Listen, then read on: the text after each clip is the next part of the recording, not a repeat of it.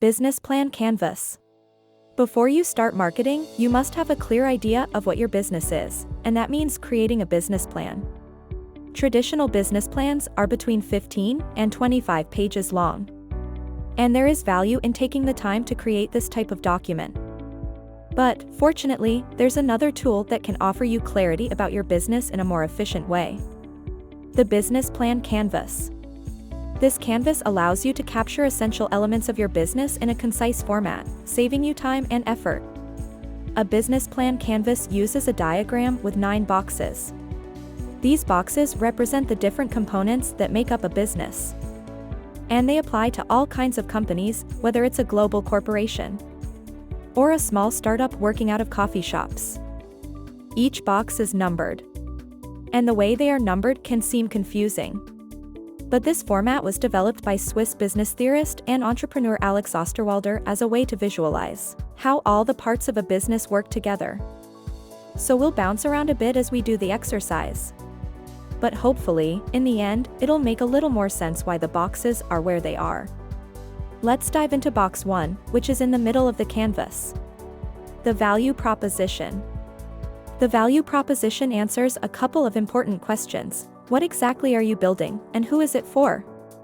Don't just list your services or the features of your product.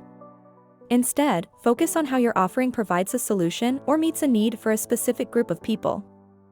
For example, a car mechanic solves the problem of vehicle breakdowns and maintenance needs, ensuring safe and efficient operation of cars. A food delivery app solves the problem of lack of time to cook or go out by delivering meals from various restaurants directly to your doorstep. Even socks fulfill the need for foot protection and comfort, reducing friction between the foot and shoe and keeping feet warm in cold conditions. The second box to fill out is target customers. Who are they, and why would they buy from you? It's important to recognize that most companies have multiple types of customers. You may already know a lot about them. Or you might only have a general idea of the people who would benefit from your offering. It's completely fine if your understanding is just an educated guess. The truth is, you won't know for sure until you start engaging with your potential customers and testing your assumptions. Number 3 is channels. How do you get your product to your target customer? This can include a brick-and-mortar store, an on-demand office space, a website, Amazon, Etsy, Zoom appointments, and other physical and virtual channels. What you want to record here is how your product or services gets from your company to your customer. Now we're on number 4. Customer relationships. This component addresses 3 key questions. How do you get customers? How do you keep them?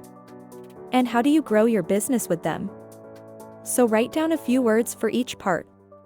Forget, we're focusing on client acquisition. What strategies can you use to attract new customers, engage them, and convert them into active users or buyers? For keep, we're focusing on customer retention. Here, the objective is to provide a positive experience and maintain an ongoing relationship. And finally, for grow, what can we do to encourage customers to increase their engagement, loyalty, and spending over time? Let's move on to the 5th element, revenue streams. This refers to how your business earns money by selling products or services. The key question is, what are customers ready to pay for? Consider the best strategy for earning that value. There are different ways to earn revenue, separate from pricing strategies. You might sell directly, use a freemium model where a basic product is free with paid upgrades, or a subscription model with regular fees. The best model is found by interacting with potential customers to understand their preferences and willingness to pay. This helps you refine your approach to maximize revenue. The next piece you want to think about is number 6, resources. Key resources are what your business needs to operate effectively.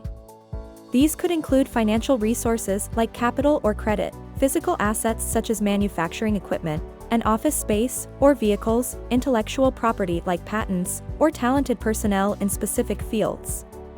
Human resources are key to every business. So it's important to consider what you need to do to attract and retain employees.